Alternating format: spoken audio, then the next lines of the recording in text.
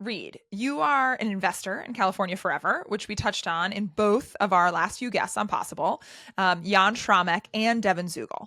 So, what has either resurfaced or crystallized for you after those conversations about the future of cities? Well, it's funny. It's partially that so few people, we take cities for granted, and so few people think about what is first principles, what is the evolution, what is the design of them. And one of the things that was, amazing and astonishing about both Jan and Devon was, thinking about like, how do we make this a lot better for people? As opposed to just saying, well, the number of cities in the world is the number of cities and they kind of increment the way they increment and that's it. And, it's like, no, if we're really rethinking this, what are the things that we do? And obviously there's a bunch of things that generally matter, what most people encounter: affordable housing. So how is it that we get more housing stock, more quality housing stock? What are the methods for doing that? Remember, people encounter that, but they don't think about, things that, for example, Devon surprised me with, which is narrower streets.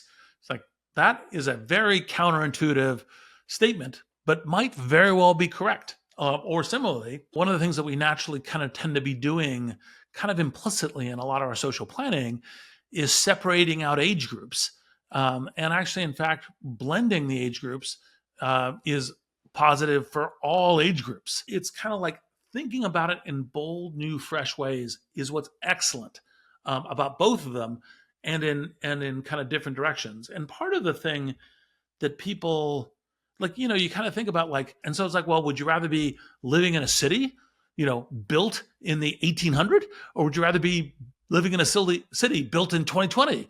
And it's the same kind of thing of technological stack, learnings, and a bunch of other things. Like, this shouldn't be like the odd artifact of a couple of entrepreneurs, going into what is almost the wilderness and saying, we're going to create a new city here.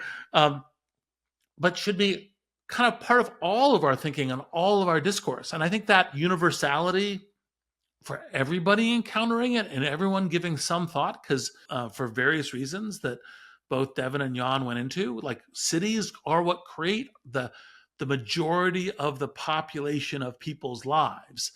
And they shape it and they amplify it and they create great options and opportunities, and they're also the thing that create challenges and environment and other things. So encountering that and making that a lot better is, I think, really important. And of course, building some new ones, just like anything else in life, is a super important part of that.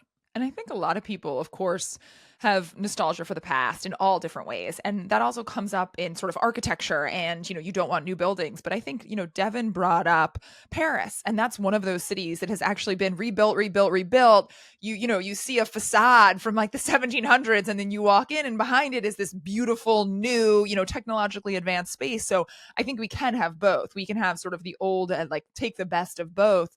And so, Devon talked about, electric leaf blowers and solar power. And we talked about remote work, sort of all of these technological advances that are letting us sort of build the cities of the future.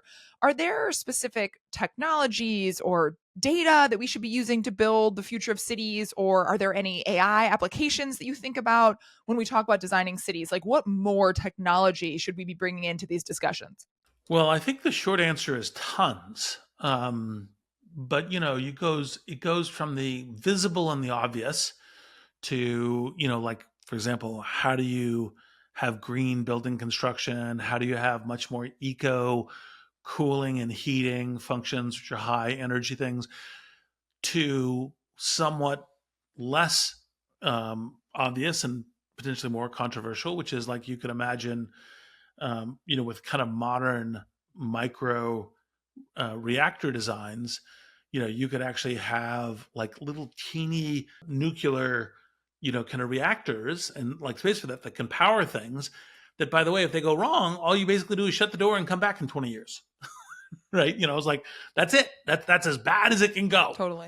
Right. And, like, there's that. And then there's data questions. Like, you could say, okay, well, think as opposed to doing, Waymo and Waze with like the smartphone. Say, for example, you're reprogramming all the traffic and you never get gridlock because it's all automatically managed. And you've got, like, part of your emergency response things is you've got cameras everywhere, but the cameras, in the streets and so forth, but the cameras go, someone's fallen down, go help them. Wait, there's a crime happening on Fifth Street, turn on the alarm and and shine a light. You could just imagine this whole range of things that when you really begin to think about the cities of the future, which go from everything from super important kind of green things, and you can imagine kind of what is like walkable cities and all the rest, to, how does the world of AI and data and bits, make everything better. It's like one of the more common kind of knee-jerk responses is, isn't AI using more electricity, and isn't that a problem? It's like, well, but AI is going to also use more electricity to make us much smarter on everything, including how we use electricity.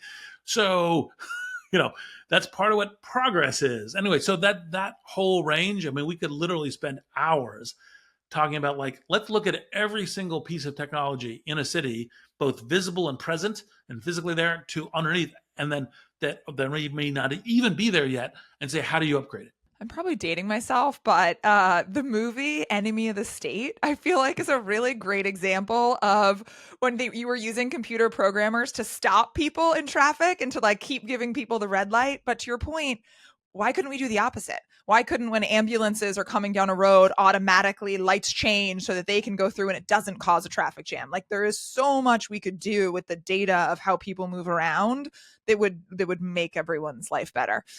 So I'm waiting for the Enemy of the State too. Yeah. And by the way, part of, like, that is, you actually, in fact, when you envision the city of the state, you would actually have cybersecurity on someone's changing the lights. Why is that? Who is doing that? Right. Right. Let's set off an alarm there. Totally. I love it. Well, so speaking of sort of science fiction authors have always, entertained what these future cities will look like.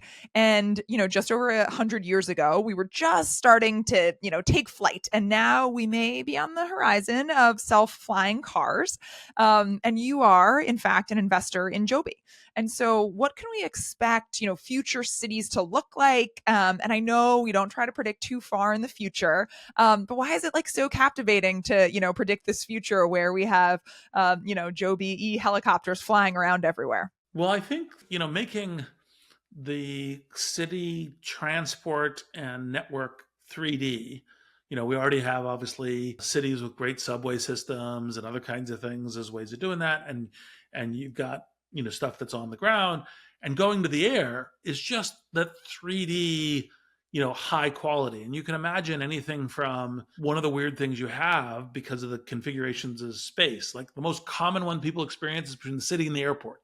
And the city and the airport, whether it's JFK in New York or other things, just gets to be a nightmare. And if you just kind of go, hey, look, I can fly there, right?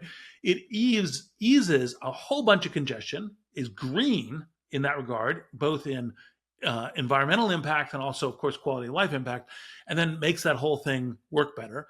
Not only will you have Joby doing this, but you'll see things from Zipline, right, which is like delivery of stuff. Like, if you kind of go, oh God, I need an EpiPen, right?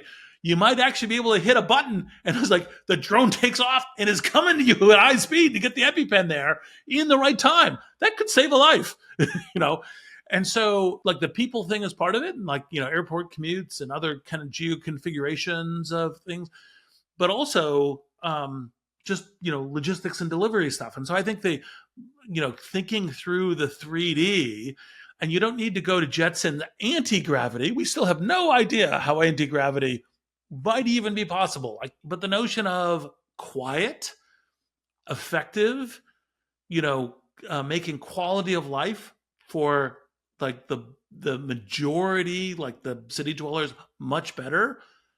That's line of sight within the horizon. Yeah. I mean, it's so interesting. Like, there's so much we can do just with, again, the noise pollution that, these, whether it's an e-bike, electric vehicle, whatever it might be, that will just take cities in the right direction if we can apply this technology across the board. So I'm excited for that futuristic city that we'll see, like you said, not too far in the distance. So thank you so much, Reid. Possible is produced by Wonder Media Network. It's hosted by Aria Finger and me, Reid Hoffman. Our showrunner is Sean Young. Possible is produced by Katie Sanders, Edie Allard, Sarah Schleid, Adrian Bain, and Paloma Moreno Jimenez.